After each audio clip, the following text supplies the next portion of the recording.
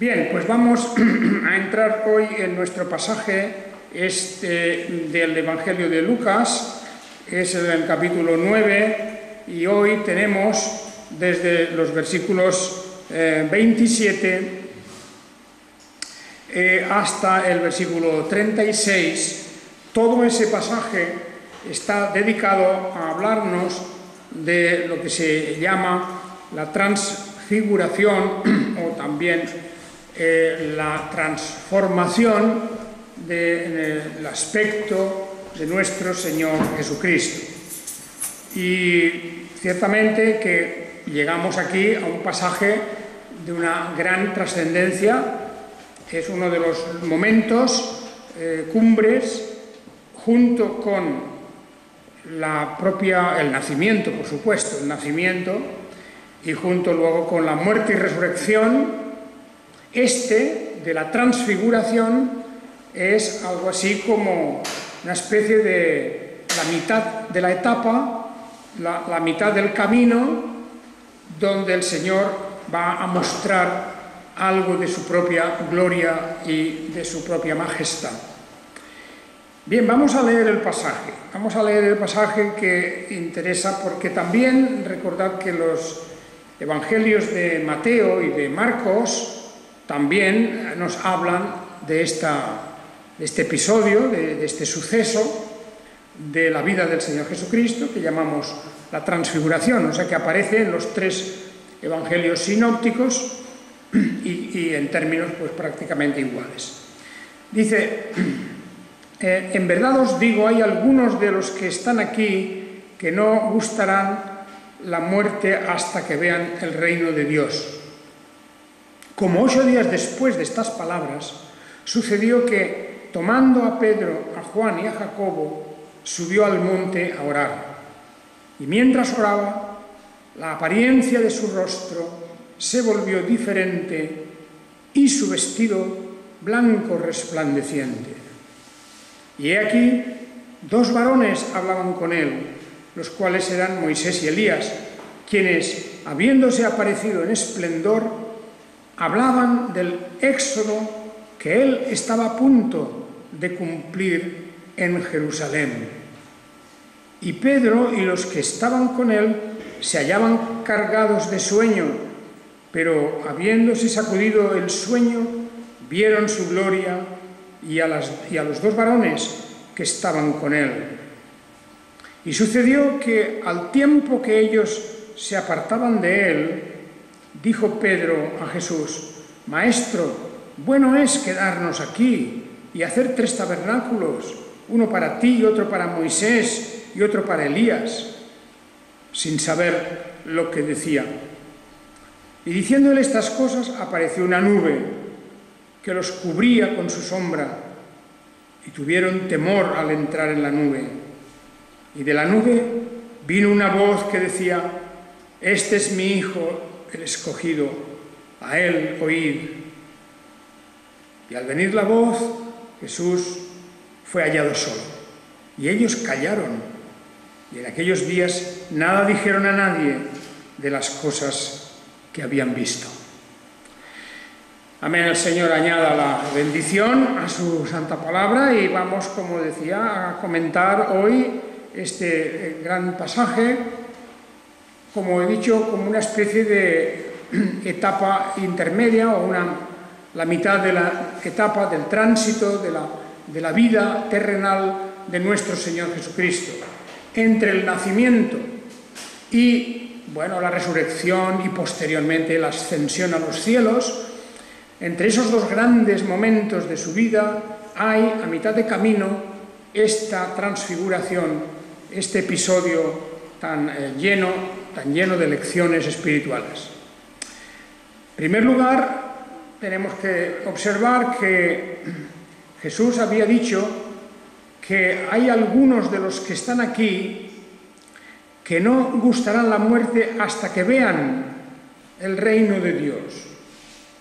Bien, esta es una expresión un poco enigmática, desde luego, un poco, pues podríamos decir, misteriosa.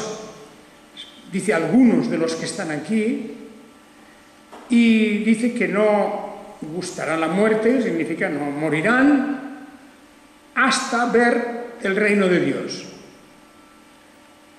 Pues quiere decir que antes de que mueran han de ver el reino de Dios.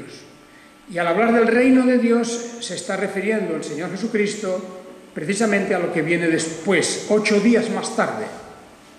8 días más tarde, Jacobo, Juan y Pedro pudieron contemplar la gloria del Señor y pudieron contemplar nada menos que la presencia de Moisés y Elías, los cuales estaban plenamente en gloria y por tanto en el reino de Dios. Es decir, que hay una primera profecía aquí advirtiendo de que algunos, y estos sabemos ahora sus nombres, no iban a gustar la muerte o ver la muerte o a morir sin esta experiencia. Se trataba pues de una experiencia única, excepcional, tanto como la de Jesús resucitado. Y hay diferencias, porque es verdad que cuando Jesús resucita y aparece a los suyos, aparece también en gloria.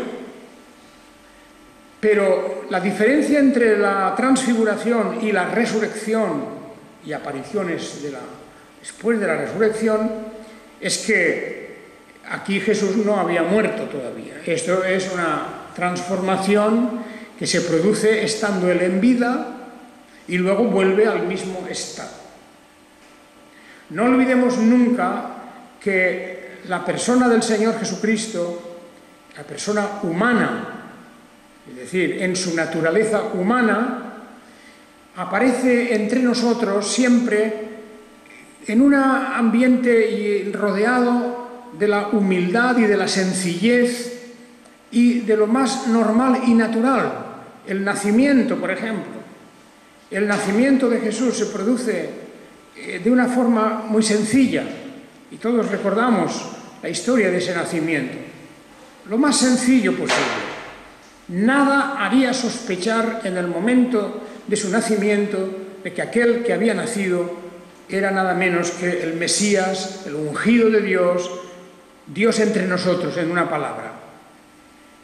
Por otra parte, pues no hemos de olvidar tampoco que durante la vida del Señor Jesucristo, la mayor parte de su vida, aquellos primeros casi 30 años en donde él vive en su casa y con su familia, su vida es de lo más sencillo también.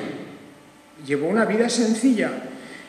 Es más, nadie pensaba, nadie sospechaba que aquel joven, primero aquel niño, pues era nada menos que el Salvador, el Señor de la gloria, como también se le llama. Nadie lo podía pensar. ¿Por qué? Pues porque su vida era sencilla. Él no empezó a proclamar su verdadera naturaleza hasta ya un momento determinado, casi al final de su vida, en aquellos 3 últimos años aproximadamente de su ministerio público. Siempre está rodeado de la sencillez, del pasar inadvertido, de que nadie pueda pensar que allí hay algo extraordinario. Y solamente hay una excepción, y es en la infancia, cuando Jesús en el templo está discutiendo con aquellos grandes sabios a los que deja admirados. Pero bueno, aún eso podemos decir que fue un chispazo, un destello nada más de lo que era su gloria. Pero ahora, 8 días después de haber advertido que algunos podrían ver el reino de Dios, Jesús tomó a estos 3 de sus discípulos y apóstoles y los lleva consigo hasta el monte a orar. Y efectivamente a eso fue, a orar. Dice el versículo 29, y mientras oraba, en esto vemos aquí una llamada a la importancia y a a la necesidad de la oración, y de la oración solitaria, de la oración solos, como muchas veces hace el Señor, que aunque toma consigo algunos discípulos, siempre se aparta un poco y se va a orar solo. Nosotros hoy día tenemos lo que llamamos las reuniones de oración, que propiamente no aparecen como tales en las Escrituras, porque la oración es algo muy directo y personal, principalmente es algo individual. Y es verdad que se pueden juntar y se juntan, y la Biblia también lo admite así, también lo avala, 2 o 3 estuvieran unidos en mi nombre, etcétera, para pedir algo, ¿verdad? Más que la oración de alabanza o de adoración, se trataba ahí de pedir algo, de concertarse en algo, las voluntades de varios que piden a Dios unidos y están esperando que eso se cumpla. Muy bien, pero hay un lugar muy importante para la oración individual, personal y en secreto, diríamos, a solas. Esta es una cuestión que tal vez se abandona muchas veces, con las prisas del tiempo, de los días y con todo lo que hay hoy en el fragor de la lucha diaria, se olvida el reservar el tiempo tranquilo, aparte, para dedicarlo a Dios. El Señor Jesucristo muchas veces nos da un ejemplo de esto. En varias ocasiones se retiró a orar y allí oraba al Padre. Y eso es una escena que la vemos varias veces en los Evangelios. Necesaria, muy necesaria para todos nosotros tomar nota de ese aspecto. Pero lo que ocurre en aquel momento es algo excepcional. En aquella ocasión, aquella oración que él va a elevar al Padre, resulta que dice, la apariencia de su rostro se volvió diferente. Los otros 2 evangelios, en la palabra griega, que usan una palabra que se refiere, viene de la palabra metamorfosis, cambio de forma, cambio de aspecto. Aquí no es la misma palabra, en el texto griego aparece la idea, como nos dice aquí, la apariencia, el aspecto de su rostro. No habla de una metamorfosis, no habla de una transformación completa, tampoco eso significa necesariamente. Los otros evangelios no dicen que se cambió completamente el aspecto. Se refiere principalmente a su rostro. Y no porque las facciones cambiaran, sino porque se iluminó. No solamente su rostro, sino que se ilumina también incluso sus vestiduras. Dice, su vestido blanco, blanco resplandeciente. Que en ese momento lo que sería normal, de un vestido que prácticamente nunca se podían cambiar, que llevaban continuamente, con el polvo, con las manchas, con lo que fuera, así andaban en aquel tiempo, pues de repente ese vestido suyo, al tiempo mismo que el rostro, se vuelven blancos resplandecientes.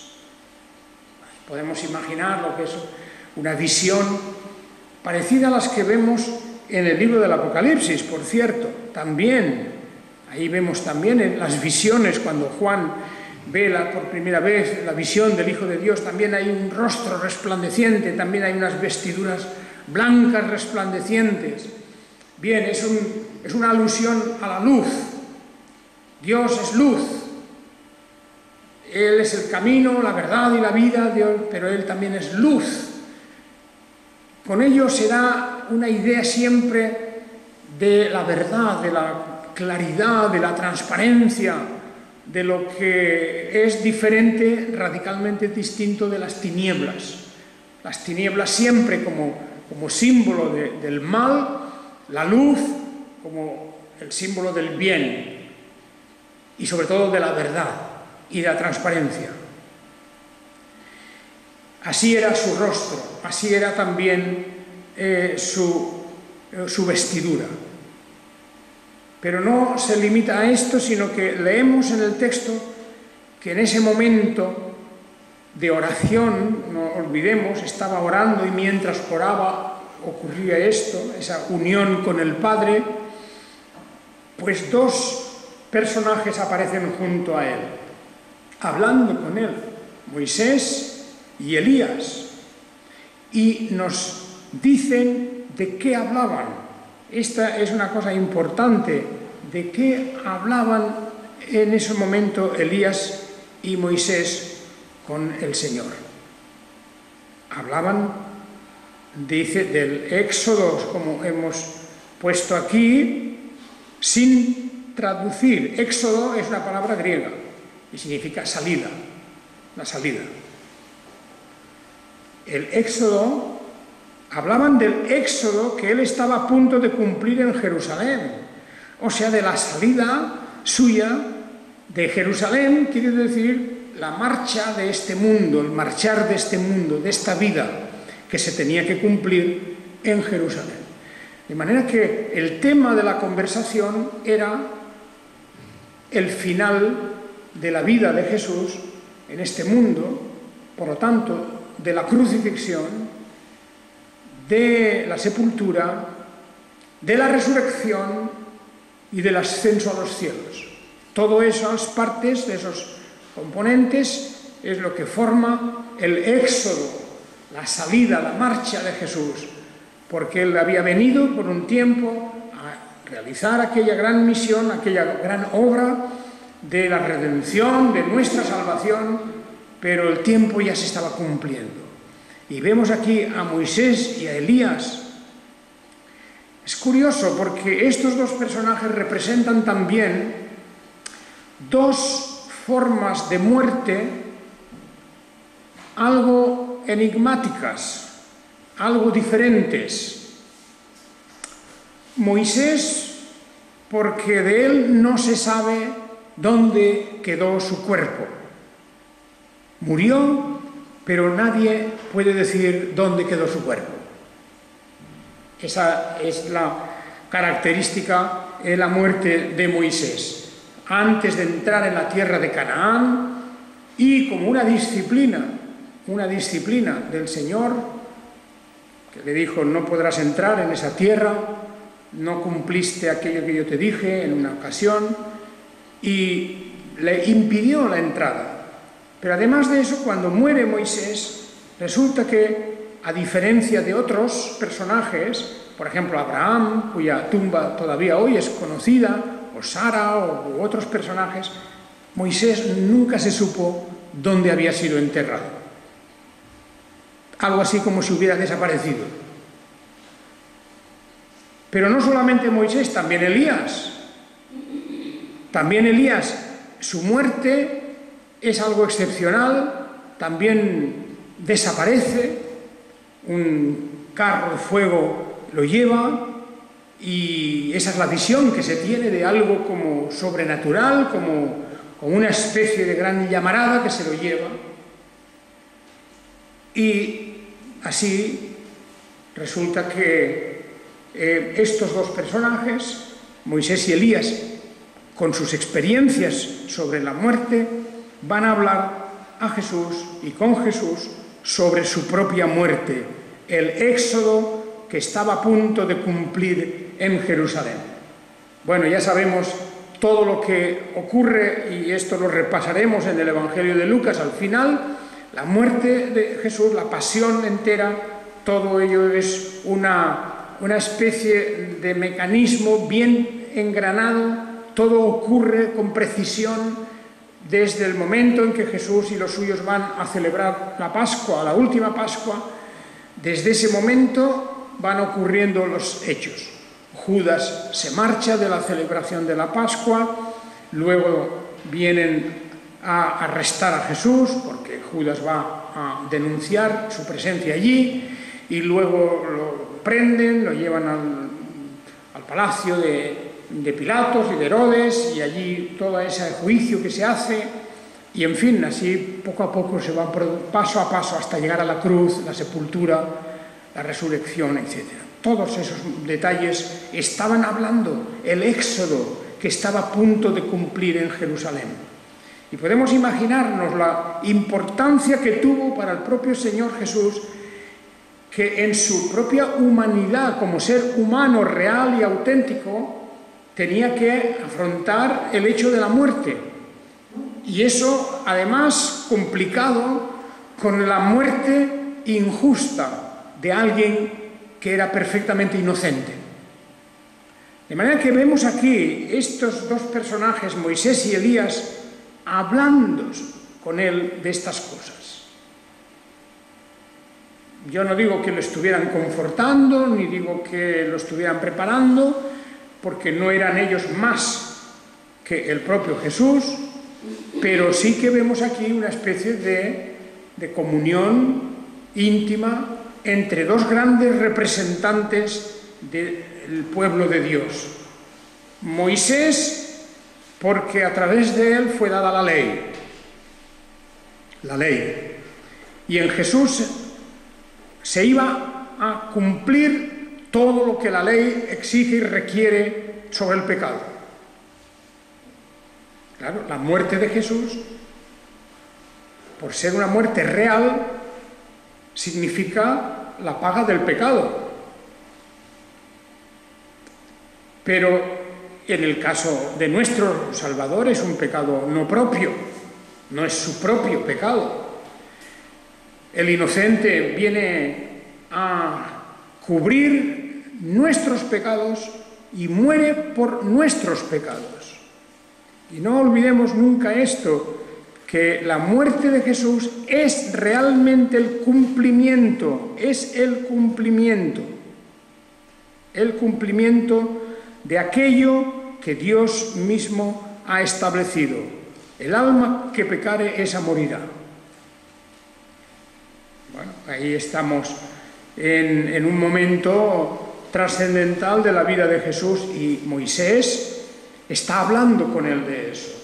No solamente de los sucesos, sino que están todos los tres evaluando y comentando, considerando lo que significa esa muerte del Señor Jesucristo. Esa muerte tremenda, que es la muerte por causa de nuestro pecado. Yo creo, hermanos, que podemos recordar en las palabras del apóstol Pablo, las palabras suyas en 2 Corintios. En 2 Corintios 5, donde él empieza hablando de nuestra casa terrenal, de este tabernáculo, si fuera destruido tenemos de Dios un edificio, y empieza hablando de todo esto, hablando de nuestras propias experiencias en esta vida en relación a la muerte también, ¿verdad? Diciéndonos además que no vamos a ser desvestidos, sino que seremos revestidos para que lo mortal sea absorbido por la vida. Bueno, en este capítulo habla de estas cosas. Es muy importante este capítulo para entender la obra de Jesús y también nuestra propia naturaleza y constitución. Pero hay un texto en 2 Corintios 5, 21 que interesa recordar siempre en lo que estamos hablando hoy. Y dice, al que no conoció pecado, por nosotros lo hizo pecado, para que nosotros llegáramos a ser justicia de Dios en él. O sea que la propia naturaleza de nuestro Señor Jesucristo tiene que soportar, en su cualidad de naturaleza humana, tiene que soportar nuestro pecado. Se convierte Él en el símbolo y en el portador de nuestro pecado. Porque dice, Él no conoció el pecado, es decir, no cometió, no transgredió la ley nunca, en ninguna forma, personalmente nunca lo hizo.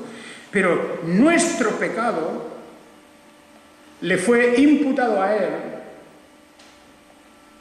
la culpa nuestra fue transferida a Él y por eso la muerte de Jesús se produce en la cruz. Porque no es un triunfo, por ejemplo, de los fariseos, que efectivamente buscaban su muerte, o de los sacerdotes, o de otros estamentos, o de Herodes. No es un triunfo de ellos, no fue la victoria, sino que fue que Jesús había sido convertido por el Padre, nada menos que en el portador de nuestro pecado. Legalmente, a los ojos de Dios, Él era culpable. Desde el punto de vista de los hechos, fácticamente, Él era inocente. Por eso, al que no conoció pecado por nosotros, lo hizo pecado para que nosotros llegáramos a ser justicia de Dios en Él. 2 Corintios 5:21, acordémonos de ese texto. Y naturalmente, puesto que Él va a cargar con nuestra culpa y va a cargar también con la pena del pecado es la muerte, podemos entender que la vida suya, su vida, no estaba en modo alguno revestida de toda su gloria celestial. No estaba revestida de su gloria celestial. El apóstol Pablo, una vez más, nos lo recuerda en la carta a los filipenses, para que sepamos que nuestro Señor Jesucristo ha venido, aún existiendo en la forma divina, existiendo Él en forma divina, no quiso por usurpación ser igual a Dios, sino que se despojó a sí mismo, tomando forma de siervo y hecho semejante a los hombres. Es un texto tremendo. Muchas veces yo he citado esto y lo seguiremos haciendo porque Filipenses 2, desde el versículo 5 en adelante, representa la humillación voluntaria de nuestro Señor Jesucristo. De manera que cuando Él nació, pues no vino con una especie de aureola brillante ni nada, todo fue muy humilde, muy tranquilo, muy desapercibido. Solamente aquellos que vinieron de Oriente a darle un tributo, aquellos hombres de ciencia que vinieron a rendir su tributo. Pero todo lo demás fue normal. Y la vida y la infancia de Jesús, y de joven, y ya hasta llegar el momento de su propia, a llegar el momento pues de su propia muerte más adelante. Todo la vida de un ser humano, normal. Qué extraordinario es lo que está ocurriendo aquí, porque esa humildad del Señor Jesús que Filipenses nos dice, considerad entre vosotros lo que hubo también en Cristo Jesús. Y por eso dice, nada hagáis por rivalidad ni por vanagloria, sino con humildad, considerándoos los unos a los otros como superiores a vosotros mismos, no mirando cada cual por su propio interés. Y considerad entre vosotros lo que hubo también en Jesús, el Cristo, el Mesías. Considerad esto, que aun siendo Dios, no quiso por su usurpación ser igual a Dios. O sea, quiere decir, durante su estancia en la tierra, durante su tiempo en este mundo, no quiso hacer gala, no quiso mostrar su gloria divina.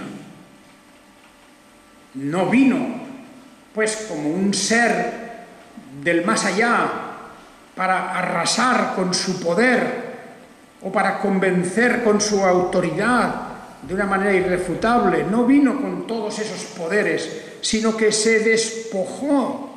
Lo dice claramente el versículo 7, sino que se despojó, se vació a sí mismo, tomando forma de siervo, hecho semejante a los hombres. Qué texto tan trascendental este, se vació. Ahí podemos ver pues de todos sus poderes, conocimientos, prerrogativas, glorias, honores, todo eso, dice, se vació como si lo hubiera dejado arrumbado en un rincón y vino como un simple siervo. Naturalmente, para cumplir su ministerio, en varias ocasiones él hace uso de sus poderes. Por ejemplo, el caso de los milagros. De los milagros, que es como un momento concreto en donde el poder de la divinidad se demuestra. Pero lo que ocurre aquí en este monte es que su apariencia, su aspecto, particularmente de su rostro y de su vestidura, resplandece. Y siempre que hay una referencia a este resplandor en las Escrituras, como en el libro Apocalipsis, es que estamos delante de un ser extraordinario, de alguien que de tal manera asombra y nos llena de espanto incluso, porque no hay ser humano que pueda resistir la visión de la divinidad. En medio de los 7 candelabros, uno semejante al Hijo del Hombre, vestido de una túnica talar y ceñido a la altura del pecho con una faja de oro. Su cabeza y los cabellos eran blancos como lana blanca, como la nieve, y sus ojos como llama de fuego, sus pies semejantes al bronce bruñido, etc. Todo esto. Dice Juan en el Apocalipsis de la visión que él tiene, y en otros lugares habla en términos parecidos. Bueno, pues todo esto representa la presencia misma del Señor, como para decirles a los 3 apóstoles que le habían acompañado que estaban acostumbrados a ver a Jesús como una persona normal. Una persona normal que se ensuciaba con el polvo del camino, que se tenía que lavar, que tenía que comer, etcétera. Todo como un ser humano auténtico y real, como era verdaderamente, un verdadero ser humano. Pero ahora en este momento ya no lo es. O no es eso solo.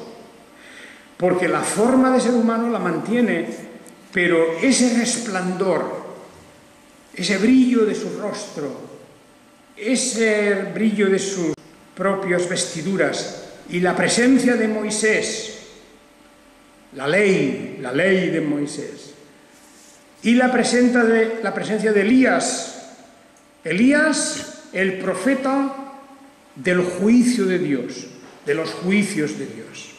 Elías, el profeta que se enfrenta a los sacerdotes de Baal y de ellos destruye a una gran cantidad, a cientos de ellos. Bueno, pues estos 2 personajes están acompañando a Jesús, los 2, Elías y Moisés, y hablan del éxodo.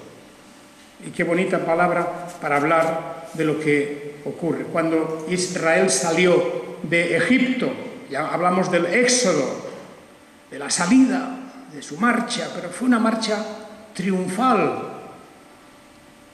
Y Jesús también iba a realizar un éxodo triunfal. Iba a salir de Jerusalén y iba a salir como triunfador, porque era después de su resurrección cuando iba a marchar definitivamente. Bueno, pues ahí tenemos esto, ¿verdad? Ese tiempo que estuvieron ahí juntos. La historia ya nos cuenta cómo Pedro y los que estaban con él se hallaban cargados de sueño. Ahí les entró como un sopor en ese momento.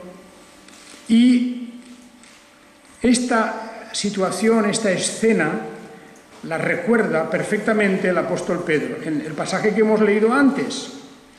En la segunda carta de Pedro, capítulo 1, 16, dice: porque no os hemos dado a conocer, 1.16 de segunda de Pedro, no os hemos dado a conocer el poder y la venida de nuestro Señor Jesucristo siguiendo fábulas artificiosas. Por ejemplo, luego vendrían todos los evangelios apócrifos y todas las historias y cuentos y muchas otras cosas que también ya circulaban entre los judíos de otras historias. Pero él dice, no hemos venido a daros estas noticias siguiendo fábulas artificiosas, sino como testigos oculares de su majestad. Porque cuando recibió de Dios Padre honor y gloria, le fue dirigida de la majestuosa gloria esta voz: este es mi Hijo amado en quien tengo complacencia.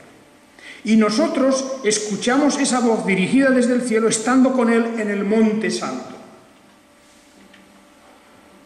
Fijaos, esa vivencia, y Pedro escribe estas cosas muchos años más tarde, esa vivencia ha quedado grabada en su corazón. Escuchamos esa, porque de aquella nube salió: este es mi Hijo el escogido, a él oíd.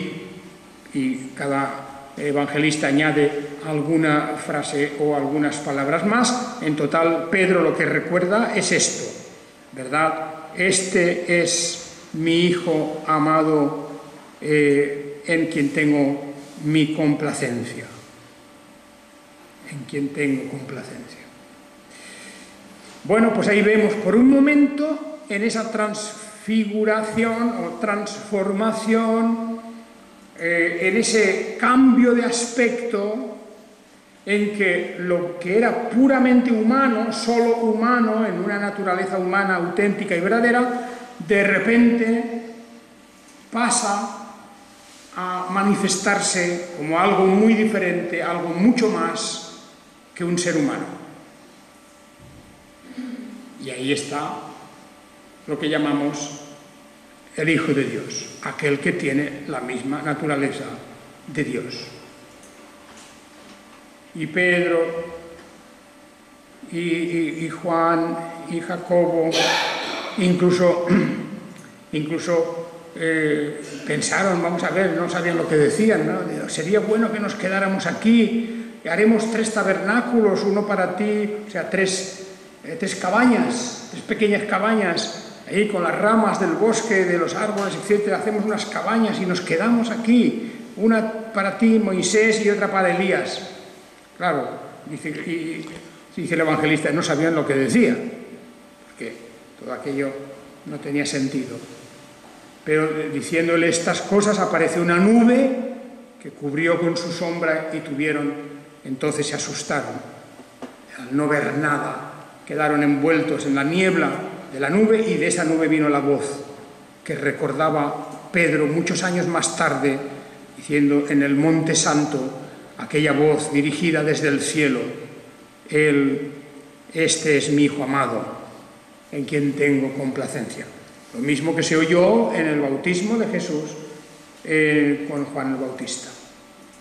Bien, hermanos, todo este pasaje naturalmente contrasta completamente con la vida cotidiana normal de Jesús. Las discusiones con los fariseos, los lazos o trampas que le ponían para ver si se contradecía, las amenazas de muerte, el llegar en un momento determinado en que intentaron despeñarlo por un precipicio allá afuera de Nazaret, y tantos otros lugares en que el Señor se encontró amenazado de muerte, pero como su hora no había llegado, pues no pasó nada. Y la vida continuó, ¿verdad? En unos sitios siendo bien recibido, en otros mal recibido.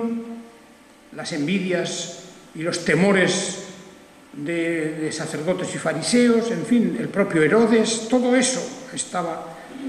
Pero aquí tenemos pues un paréntesis. Durante un momento, durante un tiempo, unas horas tal vez, ocurrió eso. Nosotros lo podemos leer esto en 2 minutos, pero no sabemos el tiempo, ¿verdad?, que debió de durar toda esta experiencia.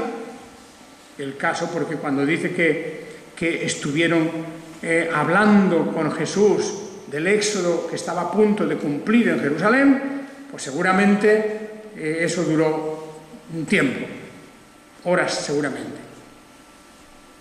Y por fin la experiencia se termina. El resplandor de su rostro desaparece, de sus vestiduras también, vuelve a ser la persona humana, real, que habían visto siempre. Pero quedará grabado en su memoria lo que es la gloria del Señor, la visión de la gloria, parecido a lo que Juan, el apóstol, vio más tarde en su visión, la revelación que él tiene. Muy bien, hermanos, así que cuando todo esto finalmente desaparece la nube, desaparece todo, los personajes, y ellos callaron, y en aquellos días nada dijeron a nadie de las cosas que habían visto. Otra vez, diríamos, no iban a hacer propaganda. No iban a hacer propaganda, porque no era una cuestión de publicidad, no era una cuestión de decir, mira qué grande es el líder. No, muy diferente, todo quieto, tranquilo, se han de cumplir los plazos, los tiempos, para que el Señor Jesucristo por fin llegue a la gloria eterna y a la cruz misma. Bien, pues hermanos, ahí tenemos lecciones que el pasaje nos está enseñando a todos nosotros.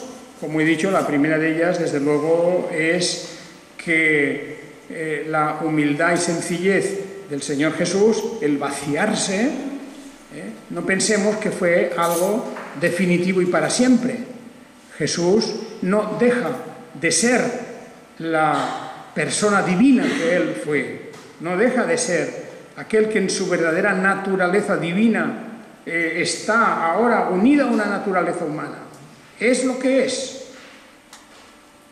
Y este es un momento en que lo humano y lo divino se manifiestan en Él. Confluyen, la transfiguración es un hecho único y diferente. Nadie ha experimentado una cosa semejante, nadie puede experimentar algo. Y era para reforzar la convicción de Pedro, de Juan y de Jacobo, de que delante de él no tenían a un simple líder. Hoy día se habla mucho de los líderes y se da tanta importancia a lo que es el líder, y siempre con el líder. Jesús no era un líder, era un siervo. Y lo dijo, yo he venido no para ser servido, sino para servir. Para servir. Pero quiero que sepáis cuál es mi verdadera naturaleza también. No solamente la de hombre, sino también la de verdadero Dios, el Hijo de Dios. A Él nosotros honramos, adoramos, a Él nosotros obedecemos, porque Él es nuestro guía y nuestro Salvador. Que el Señor os bendiga. Amén.